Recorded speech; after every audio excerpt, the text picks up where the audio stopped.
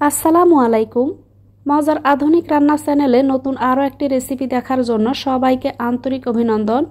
আজকে সবচাইতে সেরা স্বাদে তালের পাকন পিঠার রেসিপি শেয়ার করব। এই রেসিপিটিকে এই জন্যই সবচাইতে সেরা বলছি, কারণ এই রেসিপিটি সত্যি এতটাই দুর্দান্ত হয়েছিল যে মুখে দেওয়া মাত্রই মিলিয়ে যাবে, আর খাওয়ার সময় মনে হবে যেন অমৃত খাচ্ছেন। তো আপনারা খুব সহজে হাতের কাছে থাকা মাত্র কয়েকটি উপকরণ দিয়ে রসে ভরা নরম তুলতুলে পাকা তালের এই পাকন পিঠাটি তৈরি করে নিতে পারবেন। এইভাবে পিঠাটি একবার বানিয়ে নিলে আপনারা বারবার বানাতে বাধ্য হবেন, আর বারবার কিন্তু এটির রিকোয়েস্ট আসবে। ছোট থেকে বড় সবাই অনেক বেশি পছন্দ করবে। তো চলুন দেখে নিন পাকা তালের এই পাকন পিঠা রেসিপিটি কিভাবে তৈরি করব। এখানে আমি চুলাতে একটা ফ্রাই প্যান বসিয়ে দিলাম। এবার এখানে আমি ছোট এক বাটি মেপে দিয়ে দিলাম তালের রস। সেম বাটিটা মেপে দিয়ে দিলাম আধা বাটি পরিমাণ দুধ। সাথে দিয়ে দিচ্ছি 2 টেবিল চামচ পরিমাণ চিনি, আধা চা চামচ পরিমাণ লবণ দিয়ে এগুলোকে আমি মিশিয়ে নিব। চুলার আঁচটা এখানে আমি মিডিয়ামে রেখেছি। এবার তালের রসের এই মিশ্রণটাকে কিছুক্ষণ জাল করে নিব। তো এখানে বলক আসা পর্যন্ত অপেক্ষা করতে হবে। বলক আসতে আসতে কিন্তু চিনিটাও গলে যাবে।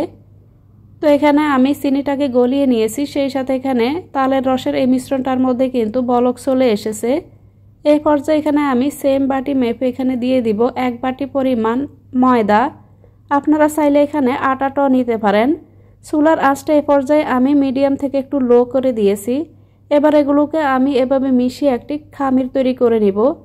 তো একটু ঝরঝরে করে একটি খামির আমি তৈরি করে নিচ্ছি। খুব বেশি টাইটও না, আবার খুব বেশি সফটও না, এরকম একটি ডো আমি এখানে তৈরি করে নিলাম। এই পর্যায়ে চুলার আঁচটা আমি বন্ধ করে দিব, আর এখানে এই খামিরটাকে একটা বাটিতে নিয়ে নিব। তো খামিরটাকে আমি তুলে একটা বাটিতে নিয়ে নিলাম। কিছুটা ঠান্ডা হওয়া পর্যন্ত অপেক্ষা করব। যখন বুঝবেন এখানে খামিরটাকে হাত দিয়ে ধরা যাচ্ছে, তখন এগুলোকে খুব ভালোভাবে মথে নিব। তো এখানে আলাদা কোনো গুঁড়া না দিয়ে আমি সরাসরি এখানে হাত দিয়ে এগুলোকে মথে নিচ্ছি। তো কিছুক্ষণ মধ্যে এই ডোটাকে একটু আমি নরম করে নিয়েছি। এবার এখানে আমি দিয়ে দিব 1 চা চামচ পরিমাণ বেকিং পাউডার। এবার দিয়ে দিব একটি ডিম। তো ডিমটাকে সরাসরি না দিয়ে এগুলোকে একটু আমি ফেটিয়ে নিব। তো ডিমটাকে খুব ভালোভাবে ফেটিয়ে নিলাম। এবার এখানে আমি ডিমটাকে দিয়ে দিব। তো পুরোটা একেবারে না দিয়ে প্রথমে আমি অর্ধেকের থেকে একটু বেশি পরিমাণে দিয়ে নিলাম। এবার খুব ভালোভাবে হাত দিয়ে আমি ডিমের মিশ্রণের সাথে এখানে মিশিয়ে নিব। শুরুর দিকে এগুলো অনেক বেশি নরম মনে হতে পারে, কিন্তু কিছুক্ষণ মাখিয়ে নেওয়ার পরে দেখবেন এই খামিরটা কিন্তু ডিমের মিশ্রণটাকে খুব ভালোভাবে শোষণ করে নেবে। এবার আমি বাকি যে ডিমের অংশটুকু রয়েছে সেটুকুকে দিয়ে দিব। দিয়ে আবারও হাত দিয়ে খুব ভালোভাবে আমি মাখিয়ে নিব। তো মাখিয়ে এখানে আমি সফট একটি ডো তৈরি করে নিলাম। এবার আমি পিঠাগুলো বানিয়ে নিব।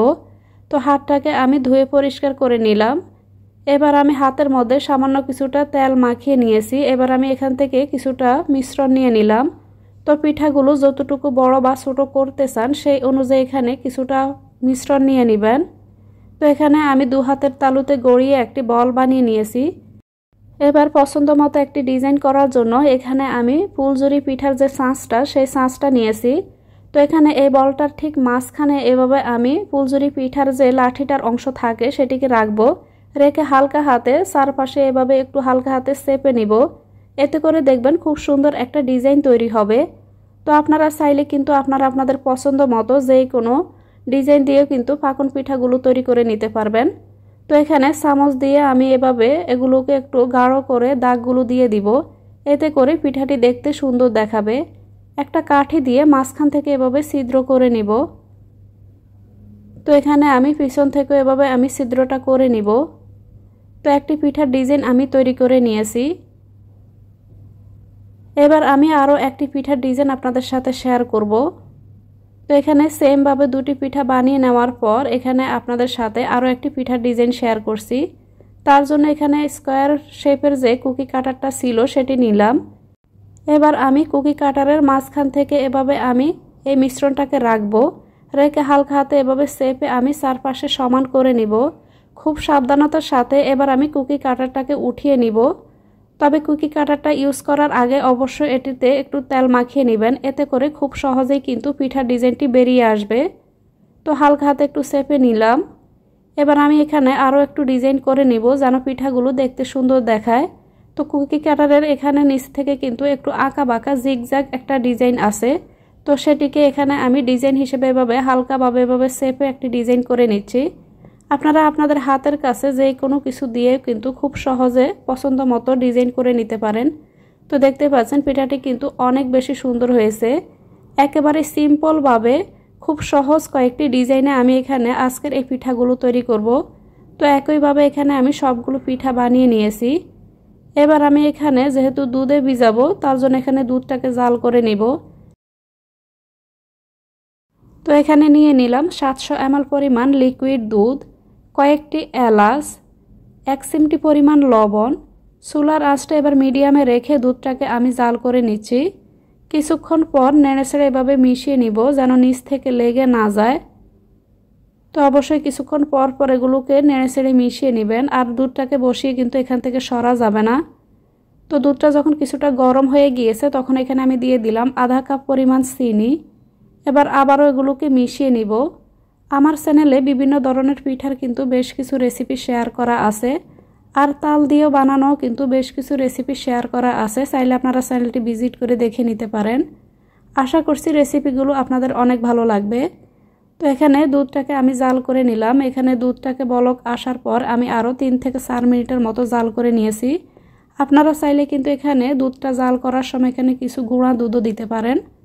তো এখানে আমি ফুল ক্রিম মিল্ক নিয়েছি। তো এখানে আমি গুঁড়া দুধ ছাড়াই দুধটাকে জাল করে নিলাম। এবার চুলার আঁচটা আমি বন্ধ করে দিব, আর দুধের এই পাতিলটাকে আমি চুলা থেকে নামিয়ে ঢাকনা দিয়ে ঢেকে রাখবো। তো এখানে আমি যে পিঠাগুলো বানিয়ে রেখেছি, এবার এই পিঠাগুলোকে আমি তেলে ভেজে নিব। তার জন্য চুলা এখানে আরেকটা কড়াই বসিয়ে দিলাম, দিয়ে দিব এখানে কিছুটা তেল। তো তেলের মধ্যে যখন এরকম একটু বুদবুদ আসবে, তেলটা যখন মিডিয়ামের মতো গরম হয়ে যাবে তখন এখানে আমি পিঠাগুলো দিয়ে দিব। তো তেলটাকে কিন্তু খুব বেশি গরম করা যাবে না। এখানে এবার পিঠাগুলো দিলে আপনারা বুঝবেন তেলটা ঠিক আমি কতটা গরম করে নিয়েছি। একেবারে ঠান্ডাও না, আবার খুব বেশি গরমও না। খুব বেশি গরম তেলে দিলেই দেখবেন সাথে সাথে কিন্তু পিঠাগুলোর মধ্যে কালার চলে আসবে। তো তেলটা যখন মিডিয়ামের মতো গরম হয়ে এসেছে তখন এখানে আমি পিঠা যেই কয়টা দেওয়া যায় দিয়ে দিব। দিয়ে চুলার আঁচটা মিডিয়ামের কাছাকাছি রেখে কিছুক্ষণ পর উল্টে পাল্টে আমি পিঠাগুলোকে ভেজে নিব। তবে খুব বেশি মুসমুসে করে পিঠাগুলো ভাজবো না। যখন এখানে হালকা কিছুটা কালার আসবে তখন আমি পিঠাগুলোকে তুলে নিব। তো উপর থেকে যেন মুসমুসে না হয় সেদিকে খেয়াল রেখে কিন্তু পিঠাগুলোকে ভেজে নিতে হবে। এতে করে খুব সহজেই কিন্তু যখন পিঠাগুলো দুধে ভিজাবেন তখন কিন্তু খুব সহজেই কিন্তু এগুলো অনেক বেশি রসালো হয়ে যাবে। তো অল্প সময়ের মধ্যেই কিন্তু দুধটা দেখবেন খুব ভালোভাবে এই পিঠাগুলোতে ভিজে কিন্তু পিঠাগুলো অনেক বেশি ডাবল হয়ে যাবে ফুলে। তো আমি এখানে পিঠাগুলোকে আবারও উল্টিয়ে দিচ্ছি। পিঠাগুলো আমার ভাজা হয়ে গেছে, এবার এগুলোকে আমি তেল থেকে তুলে নিব। তো তেলটাকে খুব ভালোভাবে ঝরিয়ে আমি পিঠাগুলোকে তুলে নিচ্ছি। তো কালারটা দেখে নিশ্চয়ই আপনারা বুঝতে পারছেন পিঠাগুলোকে আমি কতটা বা কীরকম করে ভেজে নিলাম। এখানে পিঠাগুলো দেখতে পাচ্ছেন একটাও কিন্তু ভেঙে যায়নি, দেখতেও কিন্তু অনেক বেশি সুন্দর হয়েছে। আপনারা চাইলে কিন্তু পিঠাগুলোকে যখন এখানে পিঠাটির খামির তৈরি করবেন চিনির পরিমাণটা বাড়িয়ে দিয়ে পিঠাগুলো কিন্তু এরকমভাবে ভেজেও কিন্তু আপনারা সরাসরি খেতে পারবেন। তো তার জন্য কিন্তু চিনির পরিমাণটা কিছুটা বাড়িয়ে দিবেন। চিনির পরিমাণটা বাড়িয়ে দিলে এখানে দুধে না ভিজিয়েও কিন্তু সরাসরি পিঠাগুলোকে এভাবে তেলে ভেজে আপনারা খেতে পারেন। এখানে পিঠাগুলোকে আমি 2টা বাটিতে নিয়ে নিলাম। পিঠাগুলো যেহেতু দুধে ভিজানোর পর আরও অনেক বেশি ফুলবে তার জন্য এখানে আমি 2টা বাটিতে নিয়েছি। তো এখানে আমি এই দুধটাকে 2টা বাটিতে এখানে ভাগ করে দিয়ে দিব যেন পিঠাগুলো দুধের মধ্যে ডুবে যায়, এমনভাবে দুধটাকে দিয়ে নিতে হবে। তো এখানে 2টা বাটির মধ্যে আমি এখানে দুধটাকে ঢেলে নিলাম। এবার আমি চামচ দিয়ে এগুলোকে একটু মিশিয়ে একটু হালকাভাবে একটু নেড়ে ছেড়ে মিশিয়ে নিব। তো এগুলোকে আমি ভিজিয়ে প্রায় 2 ঘন্টার মতো এই দুধের মধ্যে ভিজিয়ে রেখেছি। 1 ঘন্টা পর পিঠাগুলোকে আমি এখানে উল্টিয়ে দিয়েছি। তো উল্টিয়ে দেওয়ার পর এগুলোকে আমি ফ্রিজের মধ্যে নর্মাল ফ্রিজে রেখে দিয়েছি। যে কোনো ডেজার্ট বা এভাবে দুধে ভিজানো পিঠা কিন্তু ঠান্ডা ঠান্ডা খেতেই বেশি ভালো লাগে। তো এখানে পিঠাগুলোকে রুম টেম্পারেচারে 1 ঘন্টার মতো রাখার পর যখন দেখেছি পিঠাগুলো এখানে এনাফ ফুলে গেছে, দুধটা অনেকটাই শোষণ করে নিয়েছে, তখন এই পিঠাগুলোকে আমি নর্মাল ফ্রিজে রেখে দিয়েছিলাম। যেহেতু আমি এখানে ঠান্ডা ঠান্ডা সার্ভ করব, তার জন্য পিঠাগুলোকে আমি কিছুটা ঠান্ডা করে নিয়েছি। এবারে পিঠাগুলোকে একটা প্লেটে নিয়ে নিব। পিঠাগুলো দেখে নিশ্চয়ই বুঝতে পারছেন পিঠাগুলো কতটা ফুলে গিয়েছে, একটা পিঠাও কিন্তু ভেঙে যায়নি। তো এখানে সবগুলো পিঠা আমি এখানে একটা প্লেটে নিয়ে নিচ্ছি। পাকা তালের এই সিজনে অবশ্যই এভাবে রেসিপিটি একবার হলেও বানিয়ে ট্রাই করে দেখবেন। রেসিপিটি আমি যে বানিয়েছি এটি যদি আপনারা মুখে দিয়ে টেস্ট করতে পারতেন তাহলে বুঝতেন পিঠাটি আসলে কতটা মজার হয়েছে। আমি সত্যি কথা বলতে বানানোর আগেও বুঝতে পারিনি পিঠাটি খেতে এতটা সুস্বাদু হবে। তো একটা প্লেটের মধ্যে কিছু পিঠা নিয়ে নিলাম, উপর থেকে আমি আরও কিছুটা দুধ এভাবে ছড়িয়ে দিব। এবার উপর থেকে কিছু পিস্তাচিও এভাবে ছড়িয়ে দিব, এতে করে পিঠাগুলো দেখতে আরও অনেক বেশি আকর্ষণীয় লাগবে। তো এখানে আমি উপর থেকে কিছু বাদাম কুচি দিয়ে এগুলোকে এভাবে সাজিয়ে নিচ্ছি।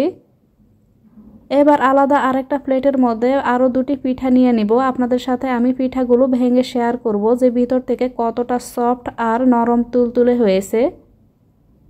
তো এখানে আমি দুই ডিজাইনের দুটি পিঠা নিয়ে নিলাম। তো পিঠাটিকে আমি ভেঙে দেখাচ্ছি, দেখতেই পাচ্ছেন অনেক বেশি নরম তুলতুলে হয়েছে। তালের এই ভরা মৌসুমে এভাবে একবার হলো রেসিপিটি বানিয়ে ট্রাই করে দেখবেন, মুখে দেওয়া মাত্রই মিলিয়ে যাবে। আর ছোট থেকে বড় সবাই এতটাই পছন্দ করবে যে আপনাকে বারবার রিকোয়েস্ট করবে এই রেসিপিটি আবারও তৈরি করে দেওয়ার জন্য। তো আশা করছি আমার আজকের এই পাকা তালের পাকন পিঠার রেসিপিটি আপনাদের অনেক ভালো লেগেছে। রেসিপিটি যদি ভালো লেগে থাকে প্লিজ চ্যানেলটিকে সাবস্ক্রাইব করে রাখবেন, সেই সাথে ভিডিওতে একটি লাইক দিয়ে দিবেন, আর পারলে ভিডিওটি বেশি বেশি করে শেয়ার করবেন। যারা অলরেডি আমার চ্যানেলটিকে সাবস্ক্রাইব করেছেন তাদেরকে মন থেকে অসংখ্য ধন্যবাদ। আজ তাহলে এ পর্যন্তই। আল্লাহ হাফেজ।